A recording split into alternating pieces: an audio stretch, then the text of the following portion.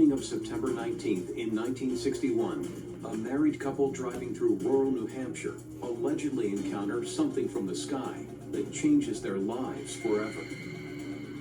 The couple experienced an altered state of consciousness and discovered that they had driven 35 more miles but have no memory of this. Their story of possible alien abduction gains widespread notoriety, and under hypnosis, both husband and wife are able to give significant details about the event. This is the extraordinary story of Betty and Barney Hill's alien abduction. Whether it's fact or fiction remains unexplained.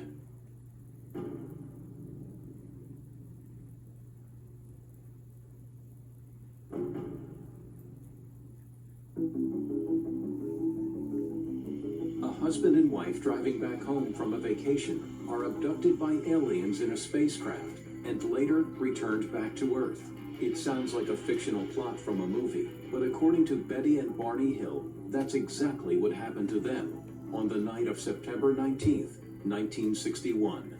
This is the first modern alien abduction story. Betty Hill told me to my face, point blank, I wish it had never happened, but it did. Even to this very day, there is no dispositive proof that that story was a hoax. Betty and Barney's account became the first widely reported UFO abduction story in the United States. Unlike the infamous Roswell crash site incident of 1947, the Hills say they were literally taken aboard a spacecraft by beings not of this planet. In Roswell, New Mexico, it was alleged the remains of a crashed UFO were discovered. When you look at something like the Roswell incident, which is the UFO story in America, I mean, it's hard to find something more important than the Roswell incident. The events of Roswell centered around a man called Mac Brazel.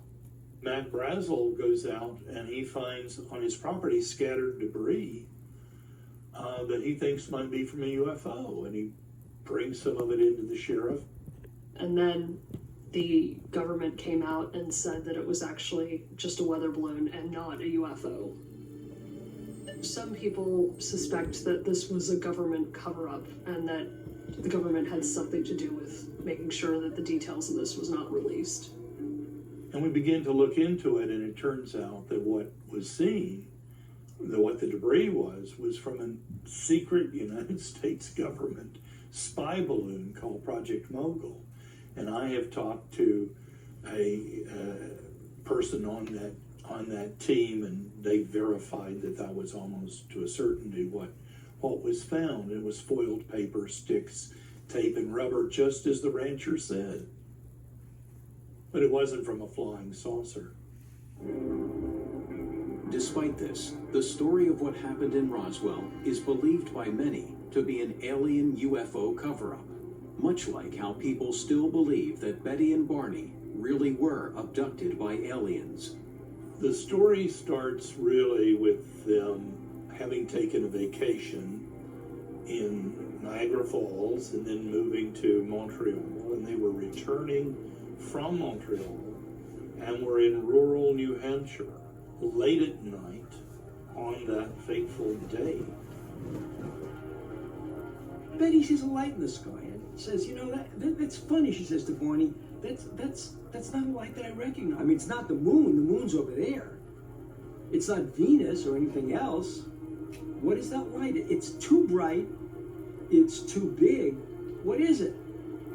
They keep on driving. I mean, it's a matter of curiosity, really. It's not, they're not afraid or anything. They noted it was a curious object because instead of falling down towards the earth, it was moving upwards. And Barney dismissed it as a plane.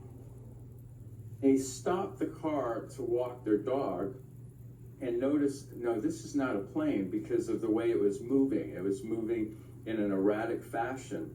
And they realized that this was something not of this earth. Barney noticed that this object was actually moving towards them, and he felt a little unnerved, and he suggested they get back in the car. So they got back in the car and started driving south.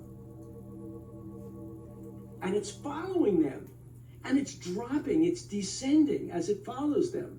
He then stopped the car and took out binoculars as this thing seemed to hover in front of him. And what he saw in the binoculars really disturbed him, because he saw on board 8 to 10 humanoid figures, and yet they were not human. They had sort of shiny metallic uniforms, and their faces were not quite human. Well, Barney stops. He's no fool.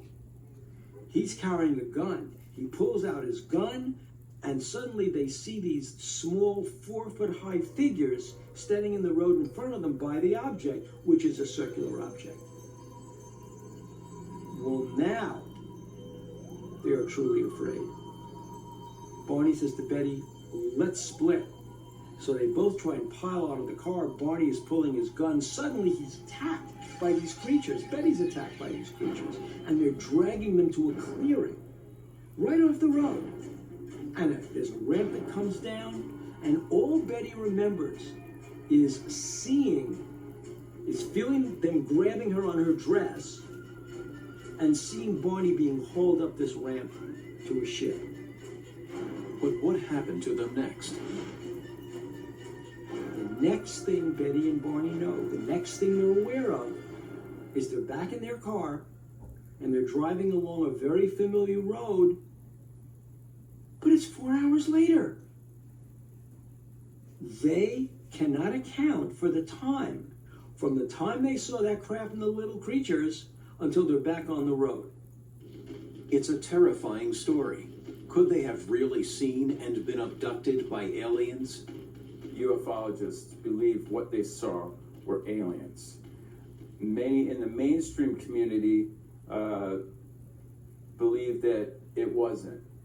But there's a lot of evidence that says this is an authentic case of aliens and an alien abduction. By this time in the 1960s, Americans had heard enough accounts to be open to the possibility of life beyond Earth.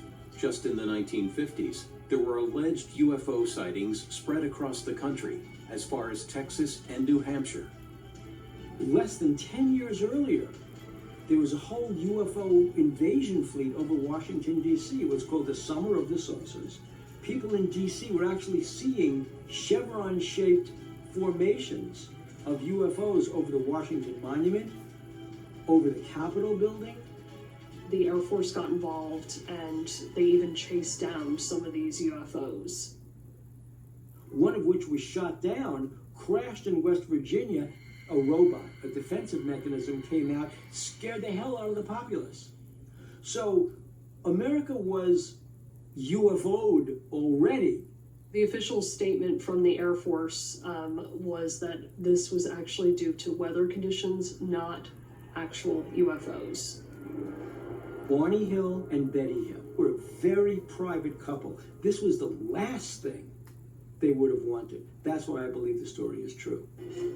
How could this have happened? Was the whole incident a figment of Betty and Barney's imagination? Or were they really aliens? And had the couple really been abducted on that September night?